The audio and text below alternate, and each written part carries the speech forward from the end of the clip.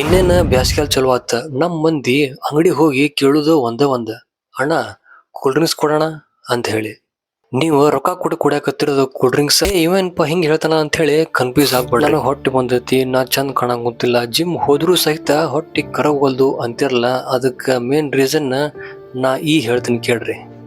ನೋಡ್ರಿ, ಒಂದು cool drinks bottle ಒಳಗ 10 ರಿಂದ 15 ಚಮಚಷ್ಟು ಸಕ್ಕರೆ ಇರ್ತೈತಿ. ಆ ಸಕ್ಕರೆ ಪ್ರಮಾಣ ಹೆಚ್ಚಾದ ಕಾರಣ ನಮ್ಮ ಪ್ಯಾಂಕ್ರಿಯಾಸು ಇನ್ಸುಲಿನ್ ಬಿಡುಗಡೆ ಮಾಡ್ತೈತಿ.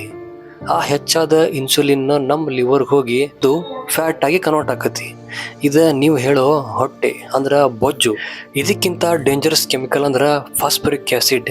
ಈ ಆಸಿಡ್ ನಮ್ಮ ಬಾಡಿ ಒಳಗೆ ಹೋದ ತಕ್ಷಣ ನಮ್ಮ ಮೂಳೆ ಒಳಗಿರೋ ಕ್ಯಾಲ್ಸಿಯಂನ ಹೀರ್ಕೊಂಡು ಮೂತ್ರದ ಮೂಲಕ ಹೊರ ಆಗ್ತೈತಿ.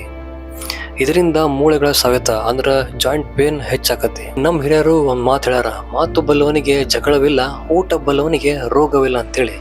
ಯಾರಿಗೆ ಊಟದ ಬಗ್ಗೆ ಮಾಹಿತಿ ಇರುತ್ತೋ ಅವಂಗ ಯಾವ ರೋಗನೂ ಬರಲ್ಲ ಅಂತ ಹೇಳ್ಯಾರ.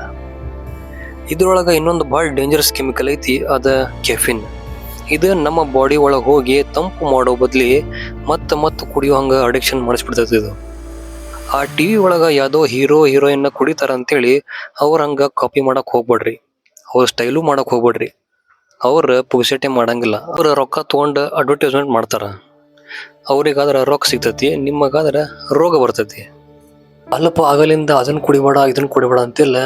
ಏನ್ ಕುಡಿಬೇಕು ಅಂತ ನೀವು ನನ್ ಕೇಳಿದ್ರ ನಾ ಹೇಳದ ಫಸ್ಟ್ ಪ್ರಿಫರೆನ್ಸ್ ಎಳ್ನೀರ್ ಕುಡ್ರಿ, ರೈತ ಬೆಳಿತಾನ. ಮಜ್ಜಿಗೆ ಕುಡಿರಿ, ಹೈನುಗಾರಿಕೆ ಹೆಚ್ಚಾಕತಿ, ಮತ್ತೆ ರೈತ ಬೆಳಿತಾನ. ಹಣ್ಣು ಹಂಪ್ಲ ತಿನ್ರಿ, ರೈತ ಬೆಳಿತಾನ. ಯಾವ್ದೋ ದೂರ ಇರೋ ಫಾರಿನ್ ಕಂಪ್ನಿ ಬೆಳೆಸೋ ಬದಲು ನಮ್ಮವರೇ ಆದಂತ ರೈತರು ಬೆಳೆಸೋಣ, ಅವ್ರ ಜೊತೆ ನಾವು ಬೆಳೆಯೋಣ. ಯಾಕಂದ್ರ ಸ್ಟೋರಿ ಒಳಗ ಸ್ಟೇಟಸ್ ಒಳಗ ರೈತ ದೇಶದ ಬೆನ್ನೆಲುಬು ಅಂತ ಹೇಳೋದಕ್ಕಿಂತ ಅವನಿಂದ ಇಂಥ ವಸ್ತುಗಳನ್ನ ಖರೀದಿ ಮಾಡೋಣ, ಅವ್ರನ್ನ ಬೆಳೆಸೋಣ. ಆರೋಗ್ಯ ಬೆಳೆಯಲಿ, ದೇಶನು ಬೆಳೆಯಲಿ. ಈ ವಿಡಿಯೋನ ಪ್ರತಿಯೊಬ್ಬ ಕನ್ನಡಿಗನು ಶೇರ್ ಮಾಡ್ರಿ. ನಮಸ್ಕಾರ.